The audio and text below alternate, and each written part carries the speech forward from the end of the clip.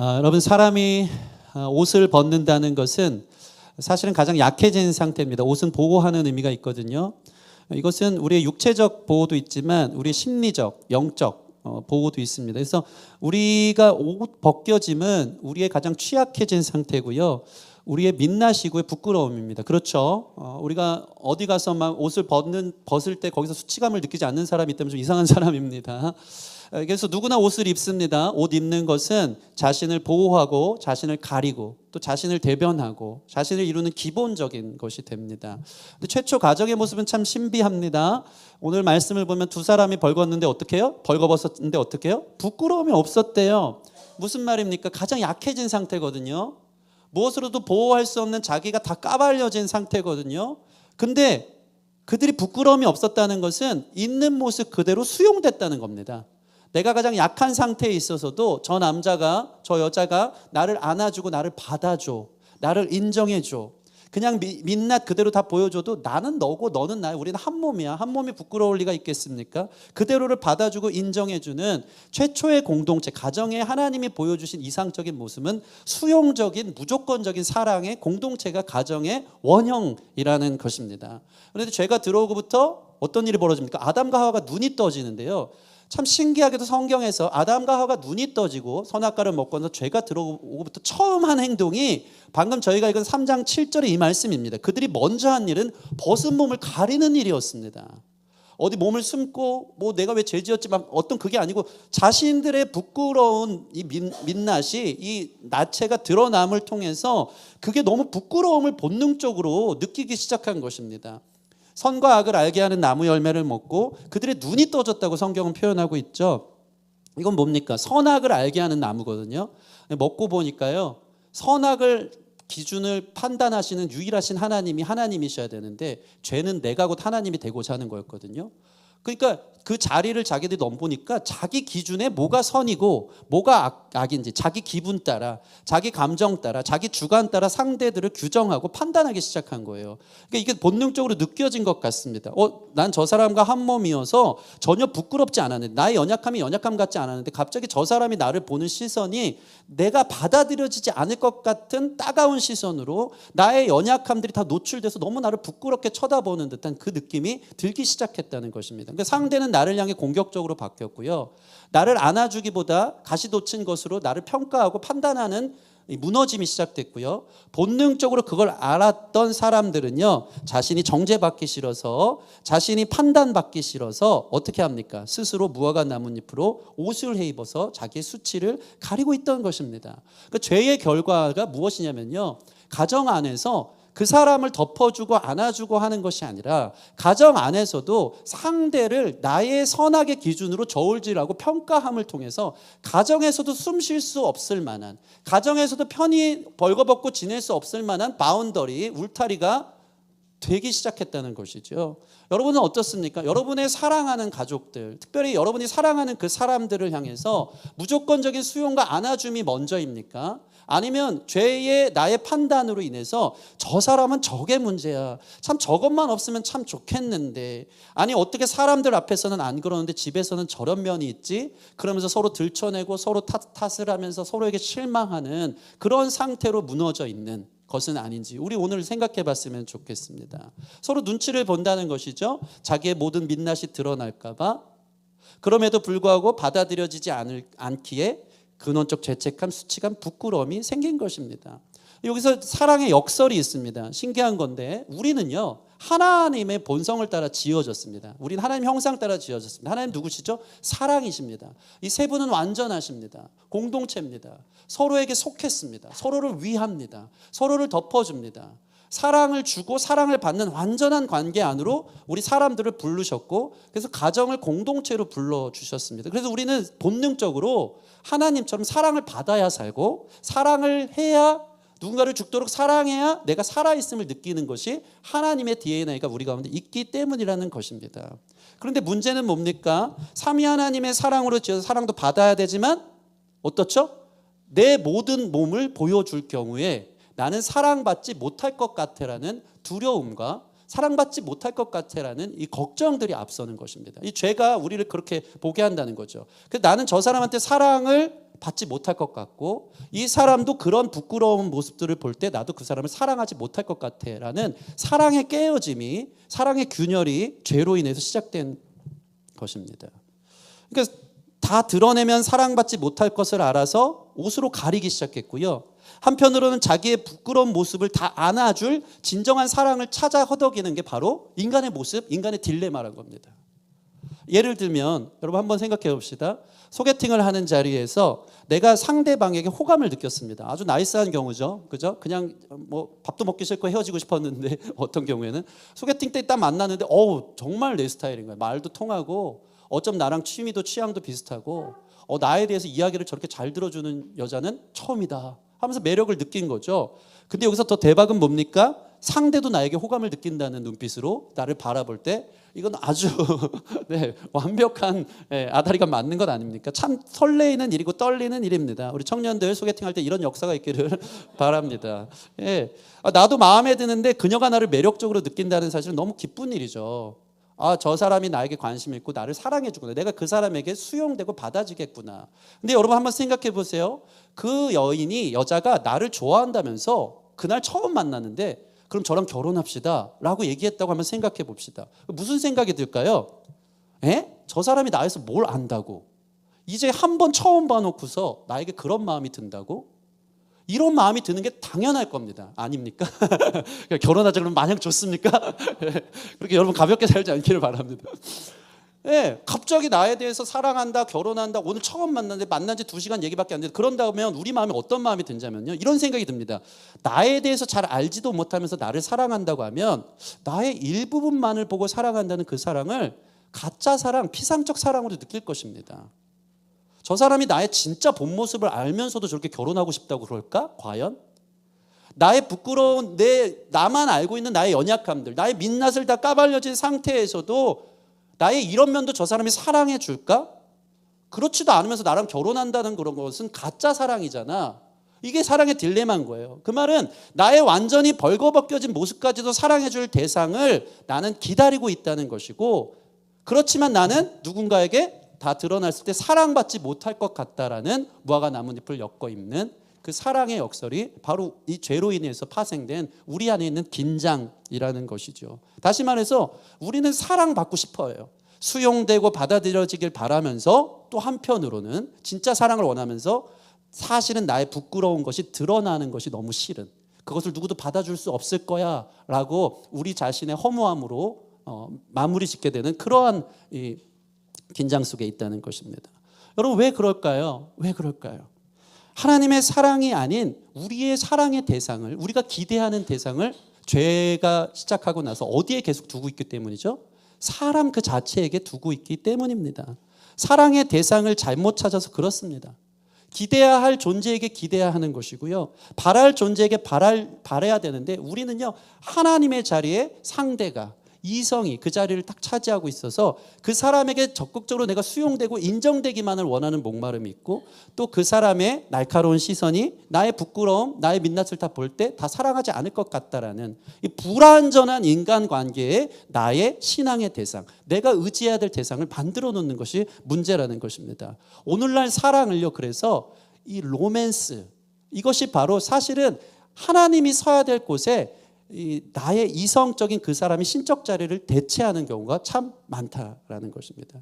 로맨틱한 사랑에 대해서 제가 잠깐 설명을 드리겠습니다. 로맨틱한 사랑은 뭡니까? 감정이죠.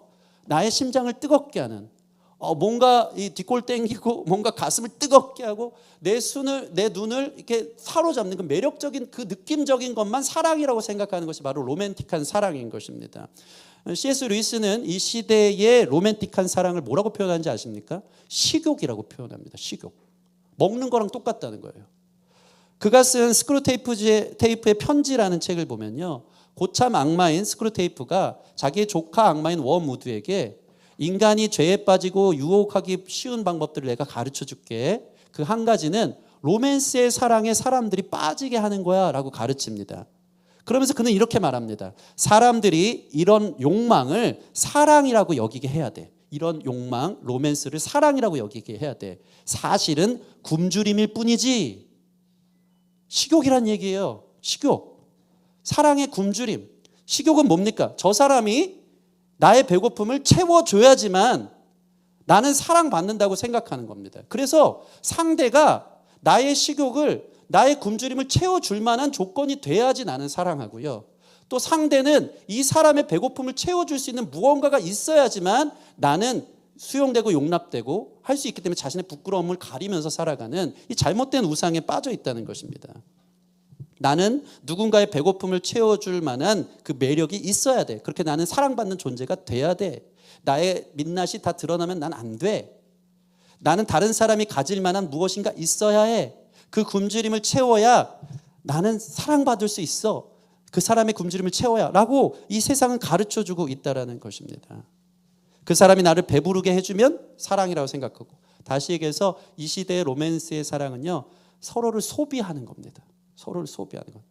예를 들면 우리 형제들이 제일 좋아하는 게 뭡니까? 뭔가 유머 있고 개그가 있는 남자들을 자매들이 좋아한다고. 그래서 자기 안에 이 개그를 장착하고 싶어 합니다. 엄청. 그래서 내 앞에서 여자가, 자매가 빵빵 터져주고 웃어주면 그때 나는 어떤 느낌을 느낍니까? 엄청난 인정감, 수용을 느낍니다. 와, 나 때문에 저렇게 웃어준다니. 오늘 나의 개그감이 좀 살아있다. 내가 되게 사랑받는다는 느낌이 있는 거죠. 그래서 상대 배우자나 아니면 여성들이 자기를 소비할 수 있도록 엄청나게 개그 욕심을 갖고 있습니다. 저만 그렇습니까? 형제들 다 그렇지 않습니까? 사실은 아재면서 아재 개그 재미 하나도 없는데 이렇게 하면 빵빵 터지더라면서 자기를 자꾸 꾸미는 거죠.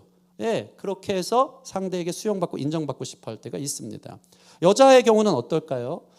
나는 내 여자친구의 외모를 소비하는 걸 내 사랑이라고 생각한다는 겁니다. 저 여자친구는 얼굴이 예뻐, 몸매가 끝장나, 그래서 내가 사랑해. 조건적이죠. 그걸 소비하는 거예요.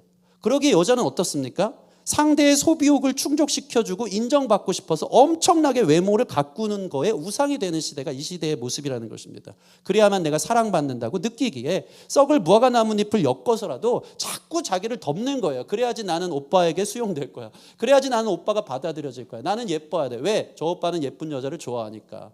그러면서 그 목마름이 계속, 그 굶주림이 계속되는 거예요. 채울 수 없고 내 부끄러움은 드러나지 않아야 되는 가짜 사랑, 피상적 사랑에 묻혀 있고 거짓된 인정과 거짓된 수용에 막 거기 중독이 돼가지고 나는 그래야만 돼. 무화과 나뭇잎을 엮고 살아가는 것이 이 시대에 파괴된 로맨틱한 사랑이 전부인 것처럼 생각하는 모습으로 결론 지어진 것을 봅니다. 모두 사랑 결핍자인데 잘못된 사랑을 잘못된 대상에 두고 그것을 가지려고 애쓰면서 나는 사랑받지 못해서 늘 허덕이고 있다는 것이죠.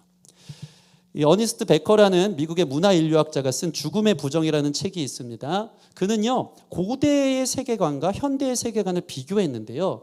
고대의 세계관의 사람들은 어떻게 자기 인생의 의미와 가치를 찾았는지, 현대 사람들은 어떤 게 나의 삶의 의미야, 가치야 라고 찾았는지 이 두 가지를 비교하는 책을 썼습니다. 고대 사회의 사람들은요, 내가 어디서 인정받고 살아갈 이유를 찾게 되고 가치를 얻게 되냐면 고대 사회의 제사에서 얻게 된다는 것입니다. 제사에는 반드시 제사장이나 무당이나 매개들이 존재하는데요. 그들이 우상을 만들어 놓죠. 그걸 신이라고 만들어 놓습니다. 그러면 그 앞에 무엇을 하죠? 신의 사랑을 받기 위해서 엄청난 공물을 갖다 바칩니다. 공을 드립니다. 그리고 심지어 성경에 보면 그 아들까지 바칩니다. 그래서 뭘 원하는 거죠? 신적 수용을 원하는 거예요. 그래, 내가 널 인정했다. 너는 사랑받을 만하다. 너의 가치는 충분히 내가 인정한다. 그럼 거기서 안정감과 수용을 느끼는 거예요. 그 신이 인정해 주는 것 때문에. 그러니까 무언가 바쳐다 주면 너는 훌륭한 존재다. 야, 너가 내 아들까지 바치니까 내가 너를 내 제사에서 받겠다. 거기서 안정감을 느꼈다는 거야. 다행이다. 왜? 사람은 사랑받아야 살거든요. 인정받아야 살거든요. 그 욕구를 신이 인정해 주는 것 때문에 자기가 엄청 노력을 해서 무화과 나뭇잎을 헤입어서 자기가 부끄럽지 않은 모습을 보여주려고 하면서 거기에서 신적 승인과 사랑을, 신의 승인과 사랑을 받으며 산다는 것입니다. 그게 이 책을 보면요, 고대 사람들이 자살하지 않고 살 의미였대요. 신이 나를, 너 괜찮아? 그렇게 사는 거 맞아? 아주 온전하게 사는 거야. 그게 너의 삶의 의미야. 내가 널 인정할게. 그럼 나 잘 살고 있구나. 기쁘다. 걸어갈 힘이, 원동력이 거기 있다는 것이죠. 그런데 이 모습이 현대 사회로 오면서 비교했다 그랬잖아요. 이 신의 모습이 완전히 탈바꿈했다는 겁니다. 그 신의 자리를 누가 대체하고 있다고요? 로맨스입니다. 그 여자가, 그 남자가 대체하고 있는 겁니다. 로맨스가 신의 자리를 대체합니다. 저 남자 혹은 저 여자에게 인정받고 수용되고 받아들여지기를 원한다는 거죠. 그래서 공물도 갖다 바치고 최선을 다합니다. 그러나 받아들여집니까? 저 사람이 나의 진짜 부끄러운 모습까지 받아줄까? 늘 거기에 위태위태하고 그걸 감추려고 애쓰죠. 썩을 무화과 나무잎을 가리면서.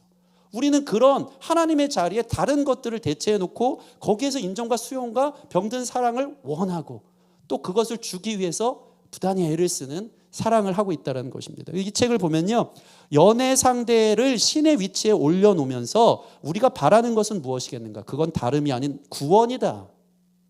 그 사람이 날 인정해주고 나를 수용해주면 거기에서 엄청난 해방감과 구원감, 엄청난 행복감과 사랑을 받는 느낌을 든다는 것입니다. 잘못된 우상이죠. 우리는 상대의 잘못으로부터 공허함으로부터 벗어나고 싶어한다. 우리는 그에게 정당화되고 싶어한다.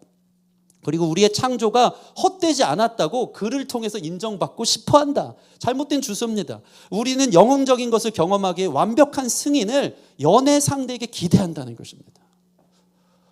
동의하십니까? 아닌가요? 여러분은 오직 하나님의 사랑으로는 충만하고 벌거벗었으나 부끄럽지 않은 하나님의 수용만을 감사하며 사십니까? 여러분은 어떤 존재입니까? 제가 동의합니까? 라고 물어본 이유가 뭐냐면 이게 비단 연애 대상에게만 서로 막 기준을 하고 뭔가 서로 거래하듯이 기브 앤 테이크, 너는 이게 있으니까 나는 이걸 소비하고 너는 이게 있으니까 난 그게 좋고 막 조건적인 이 사랑이 나중에는요 연애뿐만 아니고 부부도 똑같더라고요. 부부도 똑같아요. 결혼했지만 남편들은 어디에 목마르죠? 여전히 아내의 인정에 목마릅니다. 동의 안 됩니까? 저만 동의됩니까? 저는요 이 목회를 하면서 밖에서 사람들한테는 칭찬도 받고 인정도 받고 괜찮은 목사야, 멋있어, 엄청 사람들이 저를 받아주고 인정받고 수용합니다. 근데 유일하게 한 사람의 이 우상이에요. 아내가 우상이에요. 그 한 사람만 저를 인정해주지 않습니다. 저를 인정하고 수용하고 100% 받아들여지지 않습니다. 그러니까 저도 모르게 거기에 목마른 거예요. 나는 아내만 인정해주면 되겠는데 늘 거기에 목마르요. 근데 여기에서 제가 100번 양보하면서 그러면 사모님이 되게 잘못됐네, 왜 그렇게 사랑을 안 해줘요? 왜 그런지 아십니까? 아내는요 여러분들이 모르는 나의 벌거벗은 모습을 알거든요. 이게 인간의 사랑의 한계인 거예요. 여러분들이 모르는 목회자 이면에 있는 집안에서 벌거벗은 모습, 나의 게으름을 알고요, 나의 무능함을 알고요, 나의 성격적 앞뒤 다른 모습을 알고요, 자존심 센 나를, 이 모든 민낯들이 드러났기 때문에 아내가 생각해요. 남편도 마찬가지죠. 도무지 그를 수용하고 받아주기에는 너무나도 가시가 많아요. 부끄러운 것들을 볼 때마다 왜 또 저래? 도무지 그러니까 이 로맨틱한 사랑에는요 두 가지가 공존한대요. 엄청난 천국을 경험하면서 동시에 엄청난 고통을 경험한대요. 저 사람이 없으면 살 수 없을 것처럼 중독적으로 그를 끌어안고 사랑하고 그를 위해서 살면서 또 천국을 경험하지만 그 사람이 나를 인정해주고 받아주지 않을 땐 엄청난 고통, 엄청난 무너짐, 엄청난 지옥을 경험하는 거죠. 이게 로맨스의 사랑의 한계라는 것입니다. 나의 민낯을 아내가 나의 맨몸을 다 봤기 때문에, 나의 취약한 점, 나의 부끄러운 점을 봤기 때문에 나는 다른 걸로 구걸하지만 서로를 채워줄 수 없는 이 상태인 거죠. 근데 심지어 이것이요 오늘날 무너진 가정 안에 잘못된 게 뭐냐, 부부끼리만 그럴까요? 그렇지 않다는 것입니다. 부모가 자녀에게 그것을 기대할 때가 있다는 거죠. 자녀는요 부모에게 수용되기 위해서, 받아들여지기 위해서 엄청 노력을 합니다. 부모는 엄청 그를 기대합니다. 나는 너를 소비해야 되거든요. 내가 널 어떻게 키웠는데, 넌 이것도 잘해야 되고 저것도 잘해야 돼. 그러면 상대를 나의 기준의 잣대 속에서 부합하지 않으면 큰일 날 것처럼 바라봐요. 그럼 아이들은 어떻습니까? 나의 부끄러운 민낯을 보여주면 큰일 납니다. 사실 우리는 다 연약하거든요. 죄인이거든요. 부끄러운 민낯을 보여주면 안 돼요. 그 친구한테만 보여주는 모습을 부모한테는 보여줘, 안 보여줘? 안 보여줍니다. 저는 어렸을 때 그런 착한 아이 증후군으로 살았다니까요. 항상 얘기 드렸잖아요. 엄마가 너무 고생하면서 사셨기 때문에 퇴근하고 오시는 길만 되면 나는 엄마한테 수용받고 싶거든요. 받아들여지고 싶거든요. 용납되고 싶거든요. 근데 제 안에 부끄러운 민낯은 게임을 되게 좋아하는 사람이었거든요. 형들이랑 막 방을 완전히 다 저거 해놓고 어지럽혀놓고 실컷 놀고 있다가 그런 부끄러운 민낯이 다 드러나면 엄마한테 대판 혼날 거기 때문에 그 모습을 그대로 받아들여지지 않을 거기 때문에 뭐 하는지 아십니까? 야 비상이다 따릉따릉따릉 올리면 6시에 엄마가 오신다. 5시 반부터는 막 대청소를 하고 있는 거예요. 엄마 지금 생각해 다 알았을 것 같아요. 걸레를 닦아놓고, 어떻게 그런 잔마리가 많은지 걸레를 다 닦아놓고 빨아놓지도 않아. 시간 없어서 빨아놓지도 않는데 괜히 물 묻혀서 돌려놔요. 이렇게 빤 것처럼, 그렇게 좀 짜놓은 것처럼 놓고 막 그러면서 막 빨래 다 넣고 게임 안 한 것처럼 넣고 딱 55분쯤 되면 책상머리에 앉아서 공부하는 척을 하는 거죠. 왜? 받아지고 싶어서, 수용되고 싶어서. 자녀들에 대한 기대, 그리고 그 기대에 못 미칠까 봐 걱정하는 이 자녀의 불안전성 속 안에서의 계속되는 이 버림받지 않고 싶어서 하는 그 발버둥 치는 모습들이 있다는 거죠. 남편에게 여러분은 결혼해서 뭘 기대합니까? 결혼해서 남편은 이 정도 재력이 있어야 되고 이 정도는 있어야지, 그렇지 않으면 당신의 부끄러운 민낯들이 드러났을 때 나는 그것을 지적할 거고 당신은 나한테 받아들이지 못해. 똑같습니다. 이 자녀가 부모를 향해서도 그런 기대들이 있을 때가 있죠. 엄마 아빠는 이 정도는 해야 돼. 엄마 아빠의 부끄러운 민낯을 나는 받아들일 생각이 없어. 그러니까 그렇지 않습니까? 부모들은요, 평생을 살면서 자녀들에게 못한 것만 그렇게 기억이 난대요. 내가 이것도 못했고 저것도 못했고 참 미안하다. 근데 자녀들은 뭐가 제일 기억난다고요? 나한테 잘 못한 거. 나를 서운하게 했던 것만 그렇게 기억을 한대요. 그러니까 그렇게 서로를 기대하고 나를 채워주지 않는 것만 상처가 되고 또 거기에 수용받지 못할 것, 받아들이지 못할 것 때문에 그 안에서 고통받고 있고.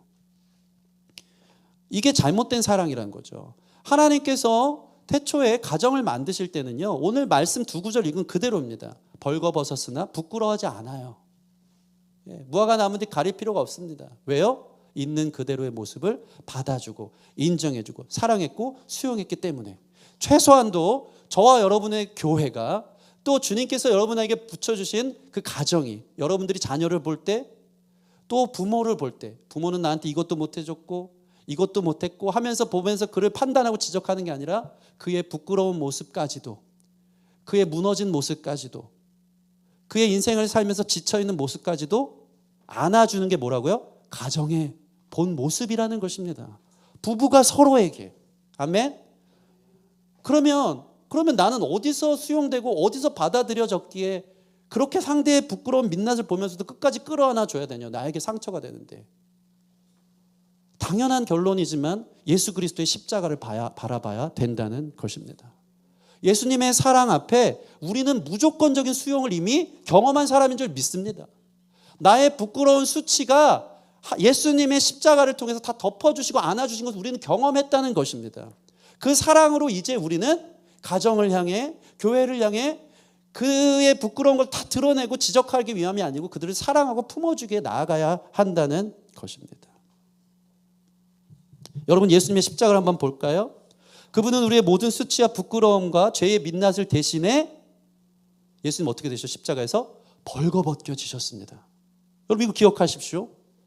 그분은 우리를 대신해 완전히 죄인된 모습으로 무화과 나뭇잎 하나 가리지 않고 죄인된 자체로 벌거벗겨질 때 엄청난 수치와 엄청난 모멸감과 사람들의 정죄 속에서 여러분 십자가에서 완전 나체로 매달리고 계셨다는 것입니다.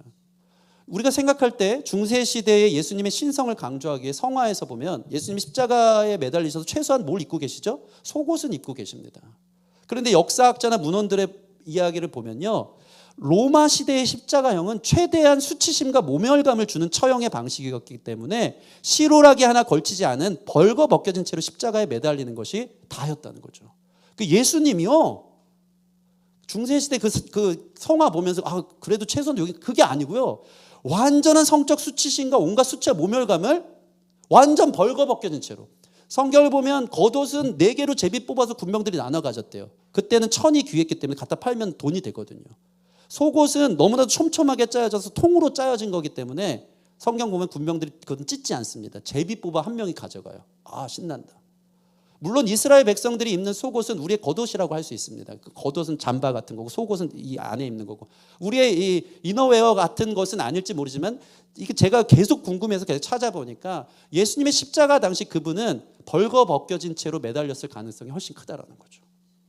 자, 생각해 볼까요? 예수님 십자가에서 벌거벗겨지셨습니다. 수많은 사람들의 수치와 정죄, 그 부끄러움 속에 태초의 가정의 모습은 벌거벗으나 부끄럽지 않았지만 예수님은 죄된 실체로 사람들의 정죄, 심지어는 하나님 아버지도 그를 정죄의 대상으로 보면 부끄러워, 저 죄덩어리, 저 연약한 덩어리, 저 문제덩어리, 그렇게 하면서 손가락질하면서 나의 하나님 어찌하여 나를 버리시나이까, 하나님으로부터 버림을 받았다는 거죠. 예수님이 벌거벗겨져서 완전히 그 정죄를 받으셨죠. 누구 때문에? 그건 누구죠? 바로 나 때문에. 내가 그 자리에 있어야 되는데. 예수님의 벌과 벗겨짐으로 당신께서 이제 우리를 수용하십니다. 당신께서 우리의 벌과 벗겨진 모습을 그대로 안아주십니다. 그것이 복음이고 그것이 십자가의 은혜인 줄 믿습니다. 예수님이 법정적으로는 믿는 사람을 통해서 의인으로 삼아주시지만 관계적으로는요, 죄인된 우리를 자녀로 부르시면서 완전히 다 수용하고 안아주시는 길이 열렸다는 것이죠.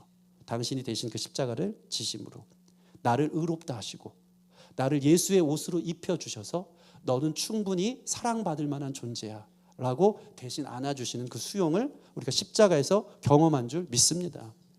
그게 되게 신기한 게 있어요. 여러분, 우리가 주님 앞에 자신 있게 회개하잖아요.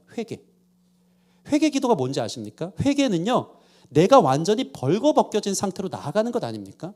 생각해 보세요. 회개는요, 누구에게도 말 못할 부끄러운 죄를 하나님께 토로하는 겁니다. 심지어는요, 내 죄를 아내가 알면 큰일 나. 내 마음속에 있는 이 행동들 아내가 알면 난 정죄받고 큰일 나. 근데 그것들을 완전히 나를 까발려져서 누구 앞에 나가는 게 회개입니까? 하나님 앞에 나갈 수 있어요. 하나님, 제 마음에, 제 생각에 고약한 마음들, 그 죄된 습성들을 아시죠? 이걸 남편이 알면 큰일 나는데요. 회개는 뭐죠? 주님이 나를 무조건적으로 수용하고 용납할 것을 알기에 나를 다 까발려서 주님 앞에 나가는 한 저는 이런 죄인입니다. 어디서 그런 용기가 납니까? 예수님의 십자가의 은혜로 그분이 나의 죄까지도 덮어주시고자 스스로 벌거벗겨진 채로 그 수치와 모멸감을 대신 당하셨기 때문에 그 사랑의 안아줌으로 우리는 담대하게 회개하며 나아갈 수 있다라는 것입니다. 얼마나 감사합니까? 그것이 나를 있는 모습 그대로 받아주시는 주님의 무조건적인 수용인 줄 믿습니다. 그 은혜가 회복된 사람은요, 가정으로 돌아가서, 교회로 돌아가서 사람을 나를 충족시키는 대상으로, 나의 기대를 충족시키는 대상으로 더 이상 보지 않습니다. 어떤 일이 벌어집니까? 아, 저 사람의 벌거벗겨진 모습들이 보일수록 내가 그 사람을 끌어안아줘야지. 그 사람의 냄새나는 발을 내가 끝까지 상관 있다 말하며 씻겨줘야지 하면서 끝까지 사랑할 수 있는 존재들이 되어지는 줄 믿습니다. 그러면 우리의 가정은요, 괜찮은 줄 믿습니다.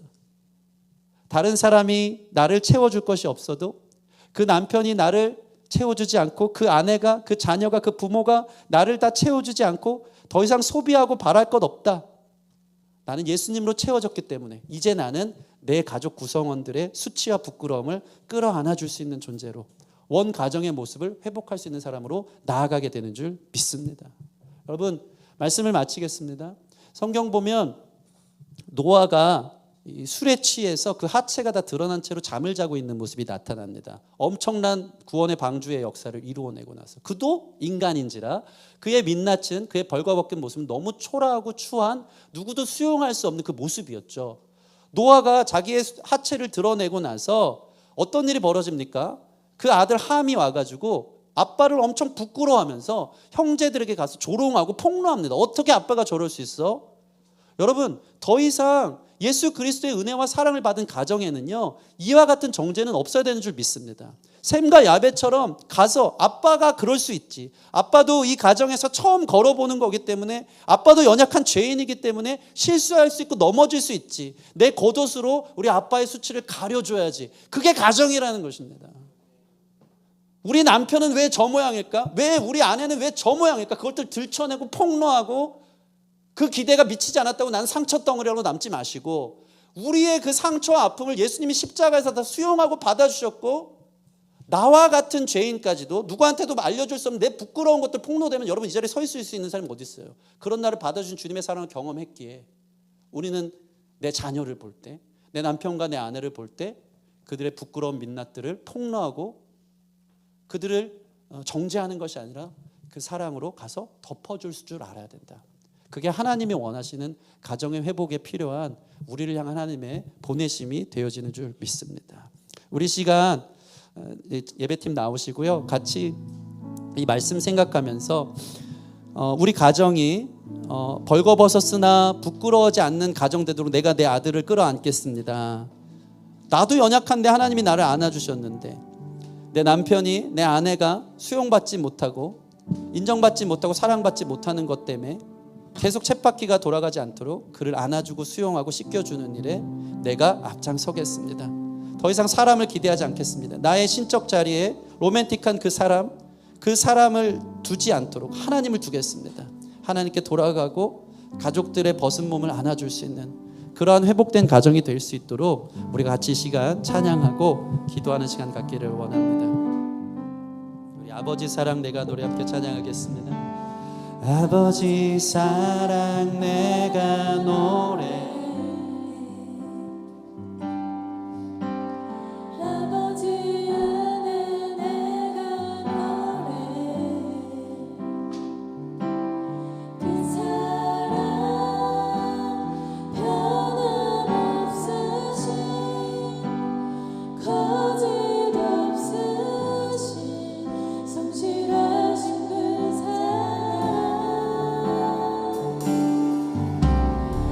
갈때 꺾지 않으시 꺼져가는 등불 끄지 않아 그 사랑 변함없으신 거짓 없으신 성실하신 그 사랑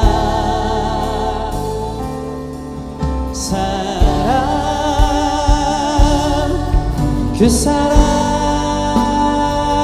날 위해 죽으신 날 위해 다시 사신 예수 그리스도 다시 오실 그 사랑 죽음도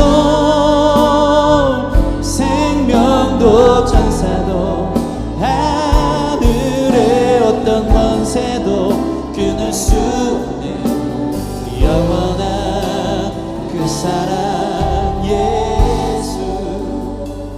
우리 말씀 생각하며 같이 기도합시다. 우리의 모든 민낯과 남편과 아내한테도 들켜서는 안 되는 우리의 부족함 우리는 알죠. 이 인간은 펄슨 아닙니까? 가면 쓴 존재. 내 마음의 악함, 내 행동의 악함들이 얼마나 많습니까?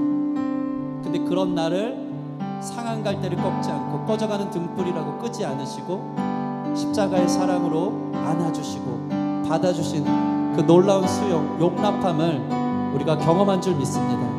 그 사랑이 있기에 하나님의 사랑으로 다시 가족 구성원들을 향해 나아갈 때 저 사람이 내 기대를 충족하지 못한다고 실망의 연속일 뿐이라고 해서 그를 정죄하고 판단하지 않고 신적 대상인 주님 안에 나의 사랑의 안정감을 두고 그 사랑으로 우리 가족 구성원들, 나의 배우자, 나의 남편, 나의 아내, 나의 자녀, 또 나의 부모님들을 끝까지 덮어주는, 사랑해주는 그러한 최소한의 하나님 태초에 만드신 그 가정의 원모습들이 벌거벗었으나 부끄러워하지 않을 수 있는 그 덮어줌의 가정들이 회복될 수 있도록 인도하여 주시옵소서.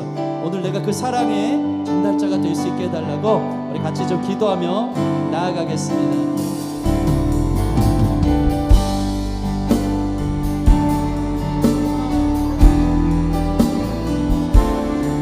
하나님 감사합니다.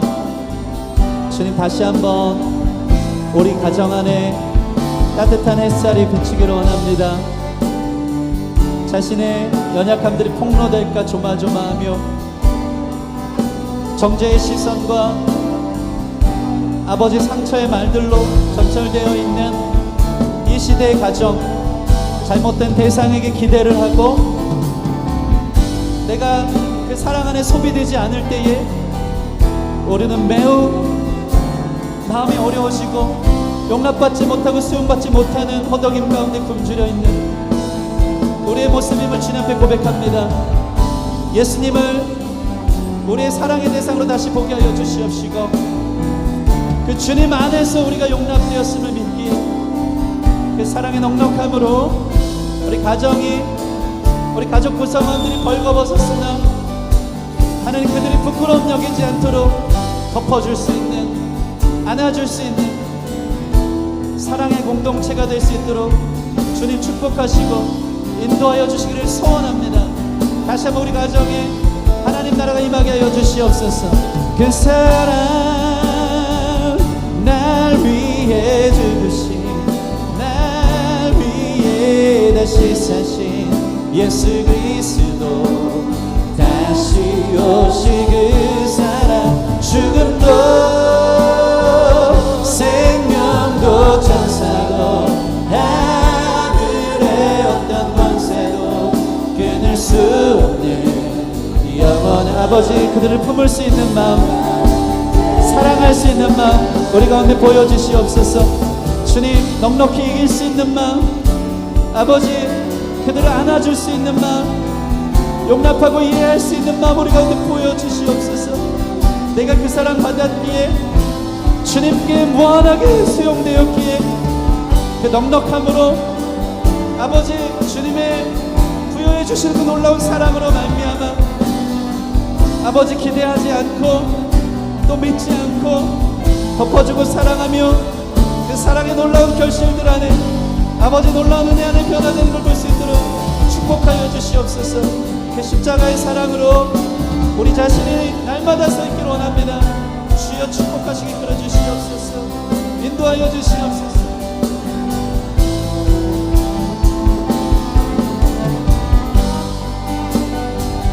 십자가 십자가 고통당하사 버림받고 외면당하셨네. 짓밟힌 장미꽃처럼 나를 위해 죽으셨네.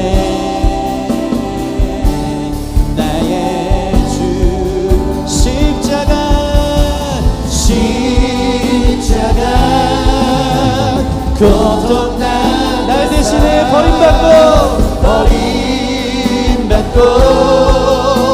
외면당하셨네. 짓밟힌 장미꽃처럼 나를 위해 죽으셨네.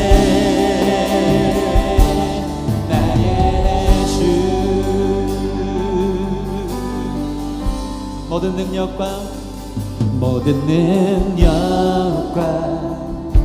모든 권세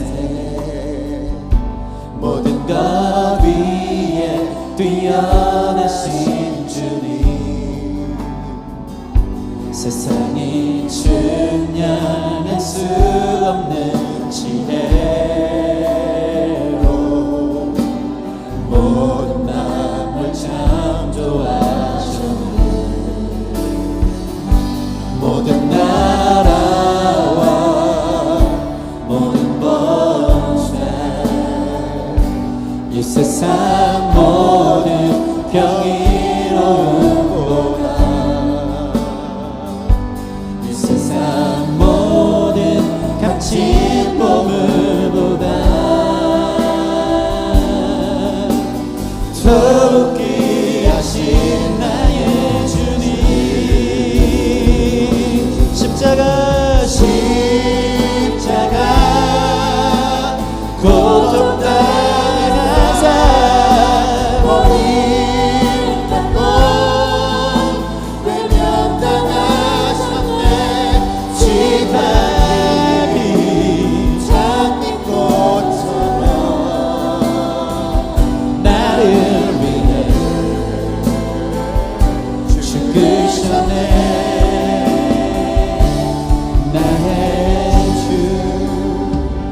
우리 시간 기도할 때 하나님, 사람을 하나님의 자리에 대처물로 세우지 않겠습니다. 그에게 수용받고 인정받고 나의 식욕을 채우고자 그 사람을 기대하고, 그래야지만 너는 사랑받을 수 있다라는 잘못된 그 우상들 우리 깨트리는 이 시간 됐으면 좋겠습니다. 하나님만이 나를 받아주십니다. 하나님만이 나를 사랑해 주십니다. 하나님만이 나를 덮어주시고, 하나님 안에서 우리가 옳다함 여겨지는 그 놀라운 사랑의 충족함으로 주님과의 관계를 날마다 가꾸어가고 발전시켜갈 수 있는 우리의 인생이 될 수 있도록, 그래서 사람에게 기대다가 실망하고 상처받고 또 사람에게 수용받고 인정받는 것에 목마르다가 늘 넘어지고 공허하지 말고 하나님 주시는 사랑으로, 십자가 사랑으로 내가 넉넉히 충만히 채워질 때에 그 사랑으로 우리 가족과 이웃과 교회를 사랑할 수 있을 줄 믿사오니 늘 그 안에 거할 수 있도록 나의 삶에 하나님 대점을 다른 우상들, 그걸 통해 인정받고 수용받으려는 나의 목마름의 자리들, 굶주림들을 내려놓고 주님, 당신이 나와 함께 교제하는 나의 왕의 자리에 앉아 주시옵소서. 우리 같이 그렇게 기도하며 나아가도록 하겠습니다. 함께 기도하시겠습니다.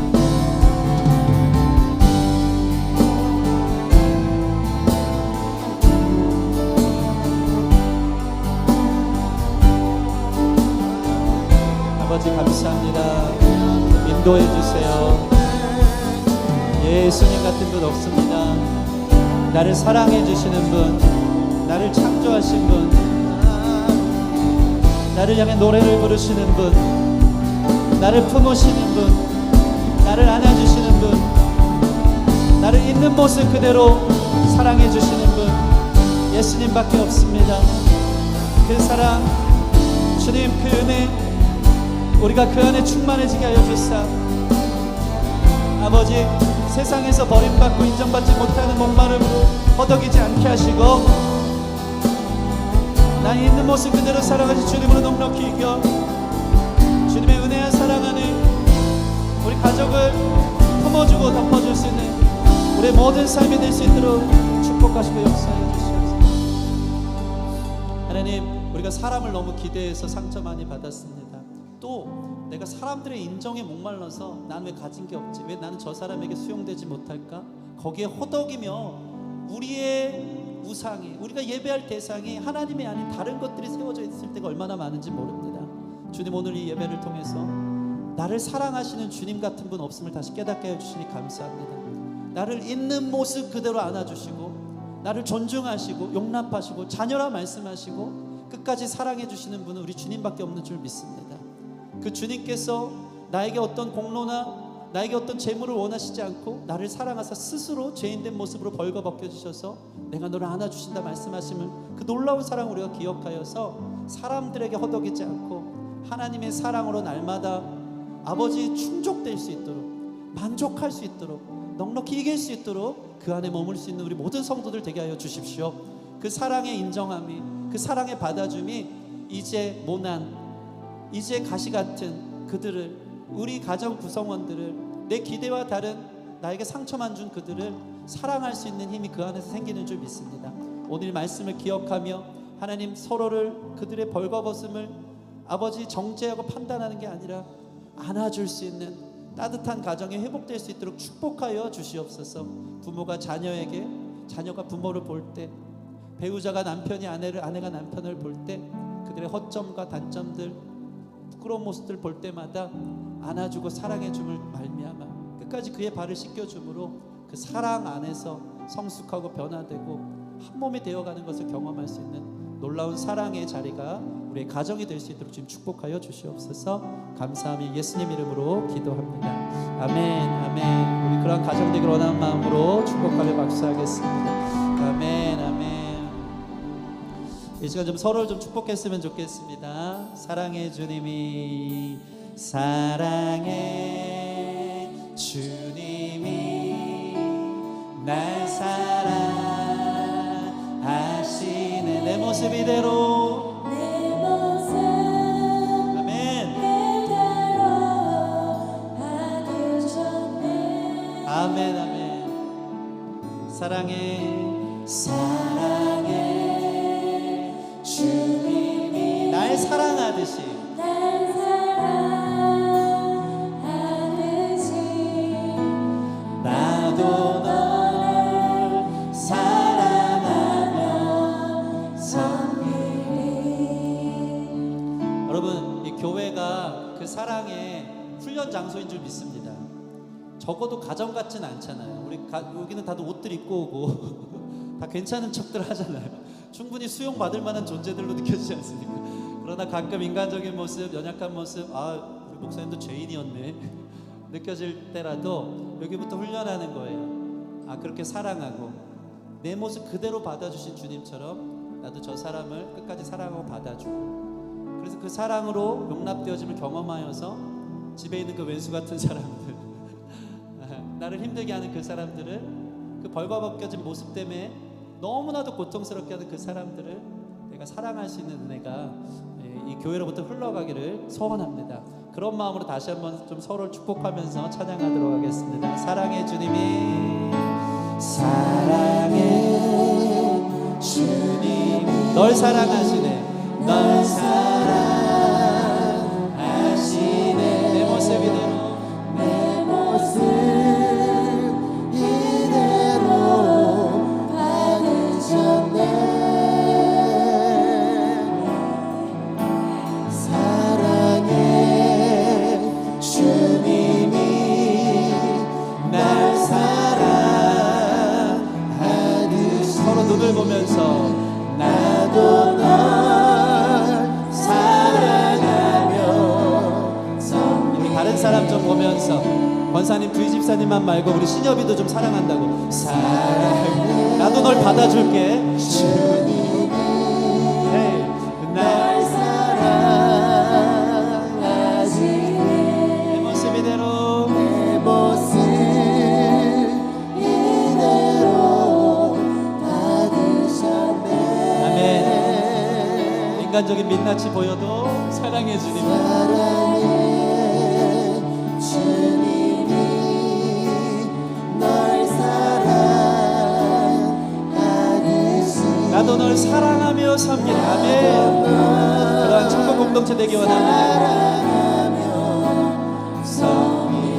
이제 여러분의 가정으로 파송하면서 하나님께서 당신을 통해,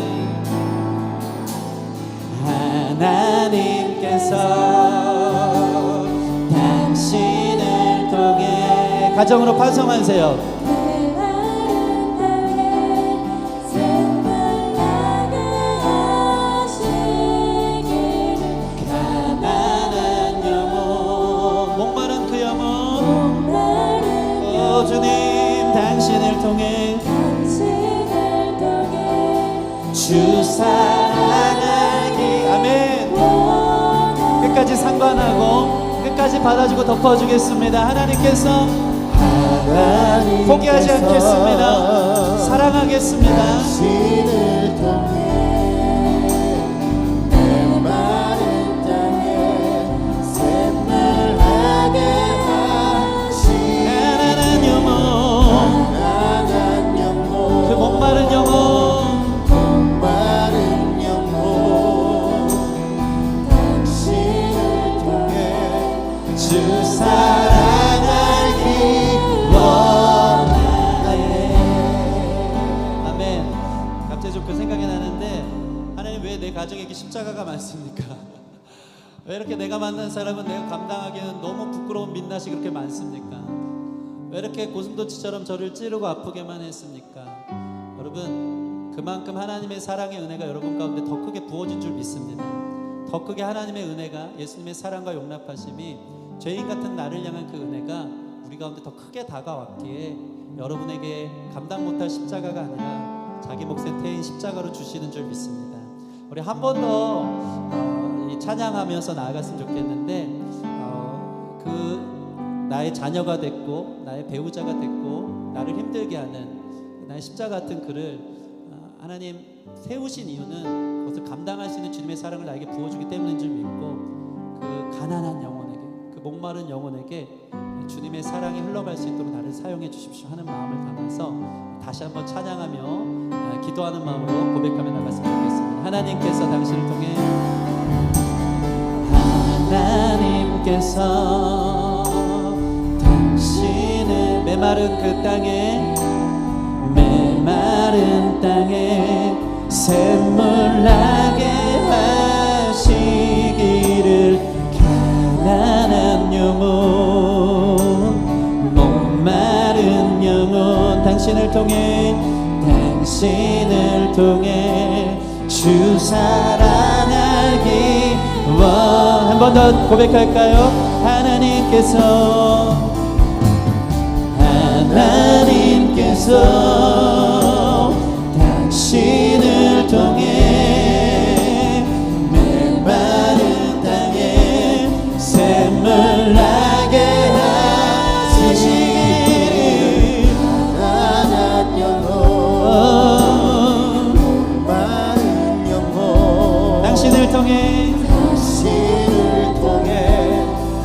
사랑하기 원하네. 아멘. 기도 한 번 더 하겠습니다. 하나님 감사합니다. 나에게 넉넉히 이길 만한 위로부터 부어주시는, 나를 받아주시고 나의 모든 것을 안아주시는 그 사랑을 우리가 이 시간 경험케 된 줄 믿습니다. 그 은혜가 내게 족합니다. 넘쳐 흐릅니다. 그 사랑으로 누군가를 향해 기대하기보다 그의 아픔과 그의 민낯을 덮어줄 수 있는 우리 한 명 한 명들의 통로가 되기를 이 시간 기도합니다. 축복하여 주셔서 메마르고 상처받은 그 영혼들, 우리 가정 가운데 있는 구성원들 내가 받아주고 사랑해주고 나를 통해 주님의 사랑을 깨달을 수 있는 우리 귀한 우리 구성원들이 될 수 있도록 좀 축복하여 주시옵소서. 감사하며 예수님 이름으로 기도합니다. 아멘. 서로 축복하며 박수하겠습니다.